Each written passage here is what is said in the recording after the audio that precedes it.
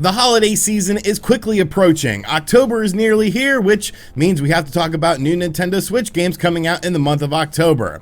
I've got 15 new Switch games coming out in October that you might be interested in, from first-party games to third-party to indies and much more. So if you are new to the channel, make sure you hit that subscribe button, like the video as well, because without any further ado, we're going to jump into this list of games right now. Starting out the month, we have a nice release with Ys Origin finally coming to the Nintendo Switch on October 1st. The original Ys Origin released on other platforms a few years ago. I actually remember playing this game on Steam of all things, which is weird because I'm not a PC gamer, but Ys Origin will be available on your Nintendo Switch in a matter of a few days. Now, this is an old school action RPG with honestly some very nice retro style graphics. Ys Origin takes place 700 years before Ys 1 and Ys 2, and honestly, I really enjoyed this game back when I played it originally, but I'm not quite sure I finished it, so I am looking forward to jumping back into the game. This game is also coming from limited run games as well physically, and I will be double dipping so I can leave the physical version of the game sealed because, well, I have problems. Like I said, Ys Origin will be hitting your Nintendo Switch on October 1st and is a great way to start out the month. Also on October 1st, we have Super Mario 35, and yes, let's be real, Super Mario getting a new insane game is probably a bit of a bigger deal than Ys Origin, but I feel like this is the game that everyone knows about, whereas Ys Origin needs a bit more of an introduction. Taking the crazy gameplay concept of Tetris 99 and turning it into a classic Mario formula seems a bit outlandish, and honestly, it probably will be, but I think that's the point of this game. You take on 34 other players while playing the original Super Mario Bros., trying to sabotage them with enemy drops, collecting coins from power-ups, and much more. I expect this game to be literal insanity, and the best part is that it is a free game for Nintendo Switch Online owners. There is that whole looming aspect of the fact that the game is evidently going away in March 2021 for unknown reasons, but hey, at least we can enjoy Super Mario 35 now when it releases on the Switch on October 1st. On October 2nd, we have a game called Make a Killing coming out, and I have never heard of this game, but I do love horror games, and obviously October is a bit of a spooky month, so I was kind of interested in this game. What I'm kind of tired in my horror games is the fact that a lot of these games you don't have a weapon anymore, and in Make a Killing, you have a gun, so right then and there, I am more interested in this game. Make a Killing takes place in a first-person perspective. You play as someone trying to save their brother from a mass murderer. I don't really know much about this game beyond what I saw in the trailer, but I think it looks pretty creepy with the black and white aesthetic, and I'm definitely interested in playing this game with the lights off. Make a Killing comes out on your Nintendo Switch on October 2nd.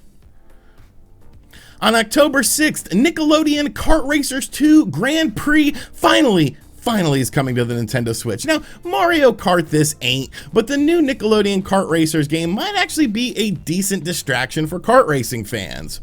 While the original game didn't have online, Nickelodeon Kart Racers 2 Grand Prix does, which honestly makes it a lot more interesting than its predecessor. This game takes various characters from Teenage Mutant Ninja Turtles, Ren and Stimpy, and even JoJo Sawa because, well, I don't really know.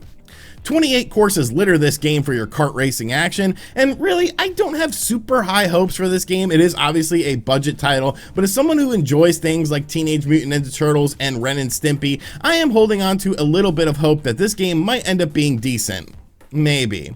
Probably not, but I guess we will find out on October 6th when Nickelodeon Kart Racers 2 Grand Prix hits the Nintendo Switch. On October 8th, we have Falcon Age. Now, one thing I really like about doing these videos is I always discover new games like the aforementioned Make a Killing. Falcon Age is yet another one of those games and is coming to the Nintendo Switch on October 8th. This is a first-person perspective game in which you have a pet falcon. You basically play as a character named Ara and her trusty falcon who are having to deal with automized colonizers trying to take over your land. Your Falcon can help you solve puzzles and combat in the game, and you can even customize and pet your Falcon if you're into stuff like that, which is pretty cool. Now, this game originally released on things like PlayStation VR, but is now being brought over to the Nintendo Switch, and it might end up making for a decent little first-person game. I like the graphics, I like the price at 20 bucks, and I honestly think this could end up being one of the hidden gems on the Nintendo Switch for the month of October. Falcon Age flies under your Nintendo Switch on October 8th and might be worth a look. On October 9th, FIFA 21 Legacy Edition comes to the Nintendo Switch. Now, I also call this game FIFA Go to Hell Edition, and this of course is the latest FIFA game for the Switch with pretty much no changes besides rosters because, well, EA is lazy as hell. You know what, don't buy this. Buy FIFA 20 for a fraction of the price because, let's be real, you probably don't care about the updated rosters. I guess if you really do, wait for the game to go on a steep sale, but yeah, FIFA 21 Legacy Edition. Woohoo.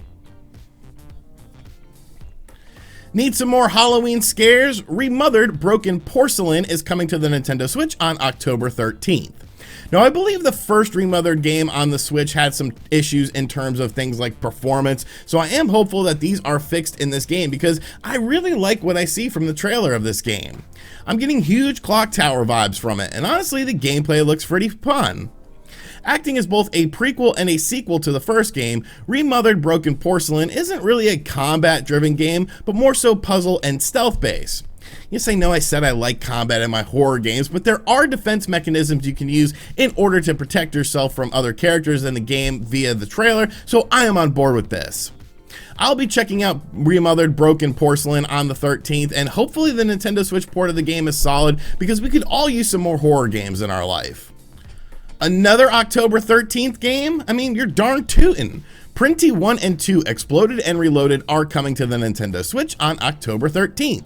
From the brains behind the DUSK series, you can kind of guess what to expect in terms of visuals and writings, but where Prinny is very different is in the gameplay department.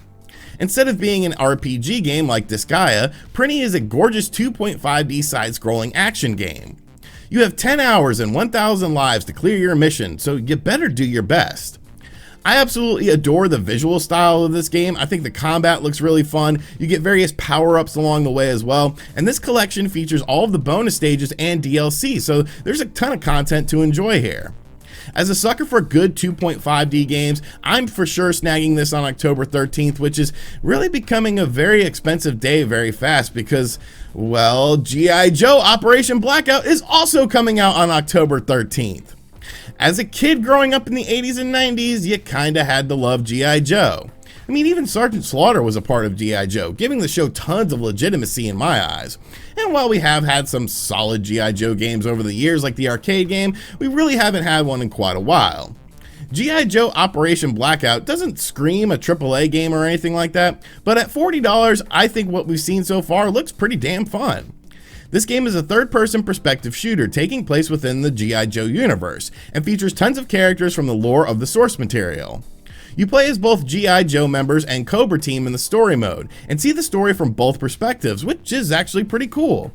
What's more is the game features local co-op play for story and multiplayer modes, but unfortunately it doesn't seem like any of these modes are available for online play, which I think is a bit of a shame. Still though, I have some hopes for this budget title, and yes, I will be picking up G.I. Joe Operation Blackout on October 13th as well, so yeah, the 13th is going to be a very expensive day. I don't know anything about Zoids. Evidently, it's an anime, and a game is coming called Zoids Wild Blast Unleashed on October 16th to your Nintendo Switch. The game is a fighting game where you have these Zoids that look a lot like dinosaurs, which I think is cool because I like dinosaurs. However, there doesn't appear to be any online multiplayer for this game, which for a fighting game releasing in 2020 makes, well, literally no sense. Now, if you are a fan of Zoids, this might be right up your alley, but as cool as these Zoids do look, I will be passing on this bad boy when it releases on the 16th, but maybe you'll end up picking it up, and you can let me know how the game is. Also on October 16th, Mario Kart Live Circuit will be racing onto your Nintendo Switch and onto the floor of your house. Now, what happens when Nintendo tries that good old AR technology again, combines it with the Nintendo Switch, and adds in Mario Kart? You get Mario Kart Live Circuit. Quite possibly one of the most interesting uses of the Nintendo Switch we have, well, ever seen so far. You set up a course, you drive around with your karts, and you control it with your Nintendo Switch as the screen. I honestly think this is absolutely genius, and it's going to sell like literal hotcakes for this holiday season, especially when they open up the library of racers that you can purchase. Now, I do have carpet throughout my condo, but you can bet your ass that I will be outside with this thing, setting up a course in the parking lot because, well, I'm just curious how this is going to work.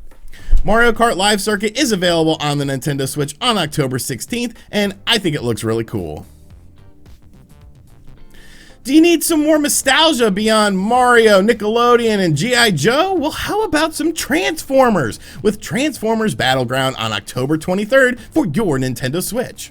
Now, Transformers was something I was never really into as a kid, so this game doesn't do a lot for me, and honestly, details are pretty lacking on this game. There's some gameplay videos, but for whatever reason, the only other footage that we've seen from this game is a teaser trailer.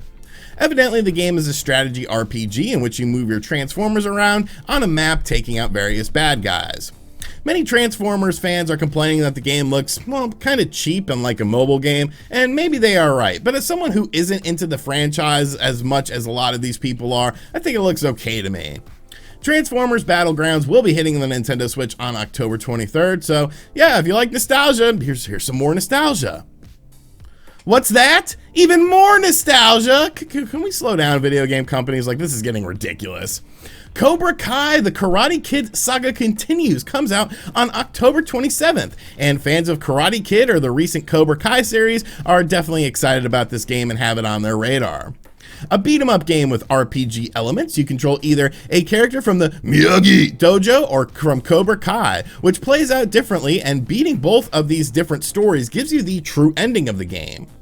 The game features 8 different characters, real-time character swap, and co-op, but I'm unsure if it's online co-op or just restricted to local co-op, as nothing I could find online would tell me one way or the other.